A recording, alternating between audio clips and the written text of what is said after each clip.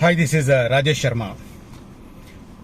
అందరూ అనుకున్నట్టుగానే ఫ్యూచర్ సిటీకి, స్కిల్ యూనివర్సిటీకి, తర్వాత మెట్రో ఫేజ్ 2కు, తర్వాత రీజనల్ రింగ్ రోడ్కు ఒక తగిన ప్రాధాన్యత కల్పిస్తూ రాష్ట్ర బడ్జెట్లో కేటాయింపులు జరిగాయి.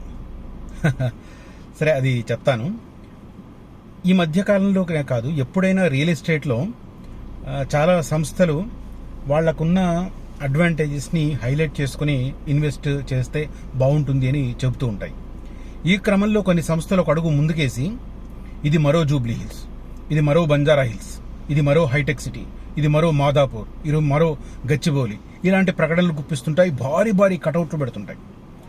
దానికి రీజన్స్ రకరకాలుగా చెప్తుంటారు. నిజానికి అక్కడ ఏదో చిన్నది వచ్చినా కూడా దాన్ని హైటెక్ సిటీకి కంపేర్ చేయడము, దాన్ని గచ్చిబౌలికి కంపేర్ చేయడము, దానికి జూబ్లీ హిల్స్ కంపేర్ చేయడము, ఇలాంటివి చూస్తూ ఉంటాం.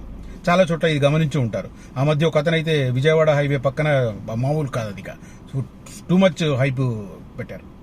ఇదంతా ఎందుకు చెప్తున్నానంటే, నిజానికి అలా మరో జూబ్లీ హిల్స్, మరో గచ్చిబౌలి ఇలాంటివి పెట్టే ముందు అసలు కంపేర్ చేసుకోవడానికి ఆస్కారం, అవకాశం ఉన్న పాయింట్స్ వాళ్ళు ఏమైనా చెప్తారా? అలాంటివి చెప్పరు. చెప్పకుండా ఏదో సింపుల్గా. అయితే చాలా మంది ఎక్కడ పడుతుంటారంటే, ఆ సంస్థకున్న రెప్యుటేషన్ చూసి వాళ్ళు చెప్పేది నిజమా కాదా అన్నది క్రాస్ చెక్ చేసుకోకుండా ముందుకెళ్ళిపోతూ ఉంటారు. కొంతమంది ఎప్పుడో అనౌన్స్ చేసి ఆ తర్వాత వాటిని పక్కన పెట్టిన పథకాలను కూడా మళ్ళీ వాటికి అన్వయించుకుంటూ వాళ్ళ ప్రాజెక్టుకు సంబంధించిన ఇట్లాంటి కంపారిజన్స్ ఇస్తూ ఉంటారు. ఇవి కొంతమంది బాగా తరచి అనలైజ్ చేసుకుని ఇన్వెస్ట్ చేసే వాళ్ళు కొంతమంది ఏమీ లేకుండా గుడ్డిగా కూడా వెళుతుంటారు. అలా గుడ్డిగా వెళ్ళిన వాళ్ళు కొద్దిగా ఇబ్బంది పడుతుంటారు. అఫ్కోర్స్ ఈ మధ్య ఇన్వెస్టర్లలో బాగా చైతన్యం వచ్చింది. ఎంత చైతన్యం వచ్చిందంటే, జెన్యూన్ ప్రాపర్టీస్ చూపించిన వాళ్ళను కూడా క్రాస్ చెక్ చేసుకుంటూ ఇంకొక దారిలో ఎక్కడో తప్పులో కాలేస్తూ ఉన్నారు. అలాంటి వాళ్ళని చాలా మందిని చూస్తున్నాను నేను. గత 2 ఏళ్లుగా నన్ను కాంటాక్ట్ చేసి ఆ తర్వాత ఇంకెక్కడో కొనుక్కొని ఆ తర్వాత ఇలా అయింది అని చెప్పి మళ్ళీ నాకు కాల్ చేసి ఎలా బయటపడాలని చెప్పాడు. ఇట్లా అడిగిన వాళ్ళు చాలా మంది ఉన్నారు. కొంతమంది అడగడానికి మొహమాటపడి మోంచారేసిన వాళ్ళు కూడా ఉన్నారు. అది పక్కన పెడదాం. సో ఇట్లా కంపేర్ చేసుకోవడానికి ఏంటి అనేది ఎవరికి వాళ్ళు ఆలోచించుకోవాలి. అయితే నేను ఈ మాట అలా చెప్పకుండా మరో జూబ్లీ హిల్స్, మరో హైటెక్ సిటీ, మరో మాదాపూర్, మరో గచ్చిబౌలి అని చెప్పకుండా నేను కొన్ని హైలైట్స్ చెప్తాను. అట్ ద సేమ్ టైం వేరే రూట్లను ఏమాత్రం తక్కువ చేసి మాట్లాడను. వాటికి ఉండే అవకాశాలు వాడికి ఉండొచ్చు, కానీ పుష్కలమైన అవకాశాలు వచ్చే 10-15 సంవత్సరాలలో అద్భుతమైన ప్రగతి సాధించడానికి అవకాశాలు పుష్కలంగా ఉన్నాయి. అలాంటి ఏరియా గురించి నేను ఈ వీడియోలో పరిచయం చేస్తాను. సో అది ఎక్కడ, ఎందుకు ఆ ఏరియాను ఎంత బాగా హైలైట్ చేస్తున్నాను, ఇవి చెప్పే ముందు బడ్జెట్లో మనకు ఫ్యూచర్ సిటీ రిలేటెడ్లో చాలా చాలా కీలకమైన ప్రకటన వచ్చింది. ఏంటంటే, స్కిల్ యూనివర్సిటీ ఏదైతే ఉందో, యంగ్ ఇండియా స్కిల్ యూనివర్సిటీ, ఆ స్కిల్ యూనివర్సిటీకి రాష్ట్రంలో ఉన్న మిగతా యూనివర్సిటీలకు ఏమాత్రం తీసిపోని విధంగా దానికి ఒక యూనివర్సిటీ హోదా ఇచ్చి, రాష్ట్ర వ్యాప్తంగా ఏర్పాటు చేయబోతున్న యంగ్ ఇండియా స్కూల్స్ ను దానికి లింక్ చేసి దానికి 5,000 కోట్ల రూపాయలు కేటాయించారు. తర్వాత దాని ఆధ్వర్యంలో జరిగే కోర్సులు, వాటికి సంబంధించి కూడా ఒక స్పష్టత ఇచ్చారు. అంటే అది పూర్తిగా ప్రభుత్వ అజమాయిషీలో ఉండబోయే ఒక యూనివర్సిటీ. ఇప్పుడు రెగ్యులర్ గా మనం ఉస్మానియాలు, కాకతీయాలు చూస్తూ ఉంటాం కదా, తెలంగాణ యూనివర్సిటీ ఇట్లాంటివి చూస్తూ ఉంటాం కదా. అలాంటి మాదిరిగా యంగ్ ఇండియా స్కూల్ ఏదైతే ఉందో, యంగ్ ఇండియా స్కిల్ యూనివర్సిటీ ఏదైతే ఉందో, దానికి ఒక యూనివర్సిటీ హోదా ఇవ్వబోతోంది ప్రభుత్వం. దానికి సంబంధించిన ప్రకటన ఆర్థిక మంత్రి, ఉప ముఖ్యమంత్రి భట్టి విక్రమార్క నోటి నుంచి ప్రసంగ పాఠంలో వచ్చింది. రాష్ట్ర వ్యాప్తంగా ఏర్పాటు చేయబోతున్న స్కిల్ యూనివర్సిటీస్ అన్నింటినీ, స్కూల్స్ అన్నింటినీ కూడా దానికి ఇంటిగ్రేట్ చేయబోతున్నారు. అంటే ఇండస్ట్రీస్కి ఏం కావాలి, అలాంటి నైపుణ్యం నేర్పించదగిన అవి స్కూల్స్ ఉంటాయి. ఆల్మోస్ట్ ఆల్ సెగ్మెంట్స్ లో, ఆల్ అసెంబ్లీ సెగ్మెంట్స్ లో ఒక్కొక్కటి పెట్టబోతున్నారు. ఆల్మోస్ట్ అన్నింటిలో, ఒక హైదరాబాద్ మినహాయించాయి. ఎందుకంటే 100 చిల్లర పెట్టారు. మొత్తం మనకు 119 ఉన్నాయి కదా అసెంబ్లీ సెగ్మెంట్స్. సో 100 అన్నట్టుగా ప్రకటించారు దాన్ని. సో అట్లా అన్ని సెంటర్లో ఏర్పాటు చేసి దాన్ని ఈ యంగ్ ఇండియా స్కిల్ యూనివర్సిటీకి లింకప్ చేయబోతున్నారు. అందుకోసం ఏకంగా 5,000 కోట్ల రూపాయలు ప్రభుత్వం కేటాయించింది. ఇది బిగ్గెస్ట్ ఇన్వెస్ట్మెంట్. తర్వాత మెట్రో సెకండ్ ఫేజ్ కి సంబంధించి కూడా ఇప్పుడు నెక్స్ట్ జరగబోతుంది ఏంటి, ఇప్పుడు ఆల్మోస్ట్ ఇంకొక 10 days లో ఫస్ట్ ఫేజ్ కు సంబంధించి ఎల్ఎన్టీని బయటకు పంపించేసి పూర్తి స్థాయిలో ప్రభుత్వ అజమాయిషీలోకి రాబోతోంది మెట్రో ఫేజ్ 1. సో అలా రావడం వల్ల ఫేజ్ 2 టేకప్ చేయడానికి మార్గం సుగమం అవుతుంది. ఫేజ్ 2కు సంబంధించిన మార్గం సుగమం అయితే తక్షణం చేపట్టాల్సిన కార్యక్రమం ల్యాండ్ అక్విజిషన్ మెట్రో రైల్ కోసం. కాబట్టి దానికోసం 600 కోట్ల రూపాయలు కేటాయించారు. అదే రకంగా రీజనల్ రింగ్ రోడ్డుకు సంబంధించి కూడా భూసేకరణ అనేది చాలా కీలకం కాబోతుంది. దానికోసం 1500 కోట్ల రూపాయలు కేటాయించింది. ఇవి మనం అంటే ఫ్యూచర్ సిటీ రిలేటెడ్ అండ్ ప్రధానంగా ఈ బడ్జెట్ ప్రసంగంలో నేను అబ్జర్వ్ చేసినవి. ఇంకా డీటెయిల్స్ వస్తే ఇంకా మనం డీటెయిల్డ్గా కూడా మనం మాట్లాడుకోవచ్చు. ఇది ప్రస్తుతం. ఇక మనందరికీ తెలిసిన విషయం ఏంటంటే స్కిల్ యూనివర్సిటీ ఎక్కడుంది అనేది మనకు ప్రపోజ్డ్ రతన్ టాటా రోడ్డుకు దగ్గరలో ఉంటుంది. కానీ ఫ్యూచర్ సిటీకి రతన్ టాటా రోడ్డు పూర్తయ్యే వరకు ఎటువైపు మార్గాలున్నాయి అంటే ఒకటి శ్రీశైలం రోడ్డు, రెండవది నాగార్జున సాగర్ రోడ్డు. ఈ రెండు కూడా ఉత్తరం నుంచి దక్షిణం వైపు వెళ్ళేవి. ఇంకా చెప్పాలంటే ఆగ్నేయం వైపు వెళ్ళేవి, అంటే సౌత్ ఈస్ట్ వైపు వెళ్ళేవి రోడ్లు. ఈ రెండు రోడ్లను మనం వాడుతున్నాం ఫ్యూచర్ సిటీకి వెళ్ళడానికి. తుక్కుగూడ ఎగ్జిట్ నుంచి ఫ్యూచర్ సిటీ స్టార్టింగ్ పాయింట్కి వెళ్తే మనకు 12 కిలోమీటర్స్ ప్లస్ 10 కిలోమీటర్స్. ఎగ్జాక్ట్గా శ్రీశైలం రోడ్డు నుంచి ఎగ్జాక్ట్ 10 కిలోమీటర్ల మైరు వ్యాలీ దగ్గర మనకు FCDA బిల్డింగ్ ఉంటుంది. అక్కడే రతన్ టాటా రోడ్ వస్తుంది, దాని పక్కనే. కాబట్టి ఆ ఏరియాను తీసుకుంటే అంటే ఫ్యూచర్ సిటీ FCDA బిల్డింగ్ పక్క నుంచి రతన్ టాటా రోడ్డు వెళ్తుంది. అక్కడికి 10 కిలోమీటర్స్. తుక్కుగూడ నుంచి కొత్తూరు చౌరస్తా వరకు అంటే ఈ 200 ఫీట్ రోడ్ స్టార్ట్ అయ్యే వరకు 12 కిలోమీటర్లు. 12 ప్లస్ 10 22 కిలోమీటర్లు. ఇటు సాగర్ రోడ్లో వెళితే బొంగళూరు ఎగ్జిట్ నుంచి 7 కిలోమీటర్స్ ఇబ్రాహీంపట్నం, అక్కడ నుంచి 15 కిలోమీటర్స్ యాచారం, అంటే ఎంత 22. అక్కడే బిగిన్ అవుతుంది. సో అటైనా ఇటైనా డిస్టెన్స్ సేమ్. ఎక్కడైతే మన future city phase 1 starting point ఉందో అది శ్రీశైలం రోడ్లో వెళ్ళినా అంతే 22-23 కిలోమీటర్లు, సాగర్ రోడ్లో వెళ్ళినా కూడా అంతే 22-23 కిలోమీటర్లు. ఇది తెలియక చాలా మంది శ్రీశైలం రోడ్డు అంటేనే ఫ్యూచర్ సిటీ అంటేనే శ్రీశైలం రోడ్డు అన్న ఒక భ్రమలో ఉన్నారు. సో ఇది కొద్దిగా అందరూ అర్థం చేసుకోవాల్సిన విషయం. ఇక సాగర్ రోడ్డుకే ఎందుకు చెప్తున్నానంటే ఫస్ట్ ఫేజ్ సాగర్ రోడ్డుకు దగ్గరలో మేడిపల్లి దాకా ఉంది. సెకండ్ ఫేజ్ కూడా పూర్తిగా సాగర్ రోడ్డే, అసలు శ్రీశైలం రోడ్డుకు సంబంధమే లేదు.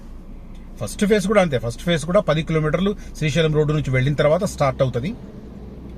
ముచ్చర్ల దగ్గర కొద్దిగా ఉండొచ్చు దగ్గరలో, ఒక 4-5 కిలోమీటర్స్ డిస్టెన్స్ లో, మిగతా అంతా దూరమే ఉంటుంది. తర్వాత అటువైపు వెళితే సాగర్ రోడ్డుకి వెళితే యాచారం నుంచి జస్ట్ 1.5 కిలోమీటర్లో స్టార్ట్ అవుతుంది. ఇది యాక్చువల్గా తక్కలపల్లి నుంచి 2 కిలోమీటర్స్ దూరంలో స్టార్ట్ అవుతుంది.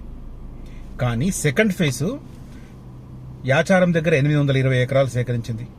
తర్వాత కొత్తపల్లి దగ్గర 1800 ఎకరాలు తీసుకుంది. తర్వాత సింగారం దగ్గర 1400 ఎకరాలు తీసుకుంది, ఎండోమెంట్ ల్యాండ్ బదలాయించుకుంది. అంటే ఆల్మోస్ట్ 4000 ఎకరాలు ఆల్రెడీ సాగర్ రోడ్డు వైపే తీసుకుంది. దీంట్లో మరి ముఖ్యంగా ఫస్ట్ ఫేజ్ లో ఉన్న 13,440 ఎకరాలలో 4,073 ఎకరాలు లైఫ్ సైన్సెస్ హబ్కి ఇచ్చారు. ఎందుకు లైఫ్ సైన్సెస్ హబ్ ప్రియారిటీ అంటే ఈ మొత్తం భూములు తీసుకున్నది ఫార్మాసిటీ కోసం. లైఫ్ సైన్సెస్ పేరు కూడా ఫార్మాలో భాగం కాబట్టి ఫార్మా అండ్ హెల్త్ సెక్టర్ కలిపి లైఫ్ సైన్సెస్ అని పెట్టారు. సో ఫస్ట్ ఎంప్లాయ్మెంట్ వచ్చేది మనకు మేడిపల్లి దగ్గర, అది నాగార్జున సాగర్ రోడ్డుకు 2 కిలోమీటర్స్. అందుకే అక్కడ కన్స్ట్రక్షన్ యాక్టివిటీ స్టార్ట్ అవుతుందని అక్కడ రోడ్లు వైడనింగ్ యుద్ధ ప్రాతిపదికన జరుగుతుంది. ఎవరికన్నా కావాలంటే నాతో రండి, నేను గ్రౌండ్ లెవెల్లో చూపిస్తాను. లేదు నా వీడియోలు చూడండి, నేను మొన్న కూడా వీడియో చేశాను, ఇవాళ కూడా వెళ్ళి చూసొచ్చాను, ఇవాళ మార్నింగ్ కూడా. అది సో అటు ప్రియారిటీ ఉంది కాబట్టి మీకు లైఫ్ సైన్సెస్ హబ్లో మొత్తం రాబోతున్న ఎంప్లాయ్మెంట్ 35,000 ఎంప్లాయ్మెంట్. అది first phase they. Second phase మొత్తం ఓవరాల్ గా కలిపి ఫ్యూచర్ సిటీలో లైఫ్ సైన్సెస్ రంగంలో 1,00,000 ఉద్యోగాలు రాబోతున్నాయి భవిష్యత్తులో. బట్ నేను I'm talking about only next coming 5 years. 5 years 35,000 employment. తర్వాత యాచారంకు లెఫ్ట్ సైడ్ డ్రోన్స్ హబ్ వస్తుంది 821 ఎకరాలలో. అది ప్రభుత్వ భూమిని TGIAC తీసుకుని డ్రోన్స్ కంపెనీకి ఇవ్వబోతుంది, డ్రోన్స్ మ్యానుఫ్యాక్చరింగ్ కంపెనీలకు ఇవ్వబోతుంది. మనందరికీ తెలిసి వాళ్ళ డ్రోన్స్ ప్రియారిటీ ఎలా వస్తుందో. మామూలుగా లేచి పైకి ఎగిరి వీడియోలు తీసే డ్రోన్స్ దగ్గర నుంచి సామాన్లను పార్సెల్లను తీసుకుపోయే డ్రోన్ల వరకు, కొన్నిసార్లు ఇప్పుడు ఆర్గాన్ ఎవరైతే ట్రాన్స్ప్లాంటేషన్ అవుతుంటే కూడా దానికి డ్రోన్స్ వాడుతున్నారు. ఎందుకంటే ఎలాంటి ట్రాఫిక్ సమస్యలు లేకుండా వేగంగా వెళ్ళడానికి ఉపయోగపడుతున్నాయి. దుబాయ్ లాంటి ప్లేస్ లో అఫ్ కోర్స్ యుద్ధం వల్ల ఆగిపోయినట్టున్నాయి. సో అలాంటి ప్లేస్ లో డ్రోన్స్ ద్వారా ఎయిర్ ట్యాక్సీలు కూడా రాబోతున్నాయి. సో ఈ రకంగా చిన్న చిన్న కెమెరాలతో షూట్ చేసే డ్రోన్స్ దగ్గర నుంచి భారీ స్థాయిలో మనుషులను కూడా తరలించే లెవెల్ కు డ్రోన్స్ తయారవుతున్నాయి. ఇలాంటి మల్టిపుల్ యూసేజ్ డ్రోన్స్కి సంబంధించిన తయారీ హబ్ మనకు యాచారం పక్కన రాబోతుంది. దానికోసం మొండిగరులి నుంచి చింతపట్ల మధ్య 821 ఎకరాలు గవర్నమెంట్ భూమిని టీజీఐఏసీకి బదలాయించారు. సో ప్రైవేట్ అంటే మళ్ళీ భూసేకరణ లేట్ అవుద్దు ఏమో అని చాలా మంది అనుకోవచ్చు. ఆ ఆస్కారం లేదు. సో ఆ డ్రోన్స్ హబ్లో దాదాపు 15,000 ఎంప్లాయ్మెంట్ వస్తుందని చెప్పి మంత్రి శ్రీధర్ బాబు గారు ప్రకటించారు. సో ఇక్కడ లైఫ్ సైన్సెస్ హబ్ మేడిపల్లి దగ్గర 35,000 ఎంప్లాయ్మెంట్, అటు యాచారం పక్కనే డ్రోన్స్ హబ్లో 15,000 ఎంప్లాయ్మెంట్, అంటే 2 ప్లేసులు కలిపి 50,000 ఎంప్లాయ్మెంట్ రాబోతుంది. సో ఇప్పుడు చెప్పండి, నేను ఆ ఏరియాను దేంతో పోల్చాలి? జూబ్లీస్తో పోల్చానా, మాదాపూర్తో పోల్చానా, లేకపోతే గచ్చిబౌలితో పోల్చానా, కోకాపేటతో పోల్చానా? ఏం కనపడదు అక్కడ, ఎందుకంటే ఇప్పుడు ఇనిషియల్ స్టేజ్లో ఉంది. మనకు మాదాపూర్లో సైబర్ టవర్స్ కడుతున్నప్పుడు చుట్టంతా ఎడ్ల బండ్లు, మట్టి రోడ్లు, కంకర రోడ్లు. ఎంతమందికి తెలుసో తెలియదో నాకు తెలియదు. అఫ్కోర్స్ ఈ జనరేషన్కి ఎట్లాగో తెలియదు, మా జనరేషన్కి తెలుసు. ఎందుకంటే దాని ఫౌండేషన్ స్టోన్ పడ్డప్పటి నుంచి నేను రిపోర్టర్ అక్కడ. దాని ఫౌండేషన్ స్టోన్ నుంచి ఇనాగ్రేషన్ వరకు తిరిగిన వాడిని. ఇక్కడ ఎందుకు కడుతున్నారు చంద్రబాబు అని చెప్పి మేము జోకులు వేసుకునే వాళ్ళం. ఎందుకంటే మా ఆ టైంలో యంగ్ జనరేషన్ మాకున్న పరిమిత జ్ఞానం అంతే. చంద్రబాబు దురదృష్టం మాకెందుకు అర్థం అవుతుంది? ఇట్లా ఆర్థిక సంస్కరణల మార్గంలో ఇంటర్నేషనల్ పెట్టుబడులు ఇక్కడికి రాబోతున్నాయి, ఐటీ ఉజ్వలంగా కాబోతుందని ఊహించేంత పరిజ్ఞానం ఉంటుందా అప్పుడు మాకు? కళ్ళారా చూసాం కాబట్టి ఇవాళ ఇక్కడ జరుగుతుందని ఖచ్చితంగా ఒక ఘంటాపదంగా చెప్పే పరిస్థితి చేస్తున్నాను. ఆ సాధన నేను అందుకే చేస్తున్నాను. ఖచ్చితంగా అవుతుంది. ఒక రోజు అడిగి కావచ్చు. ఇక్కడ ఇంకొక మాట కూడా క్లియర్గా చెప్తాను.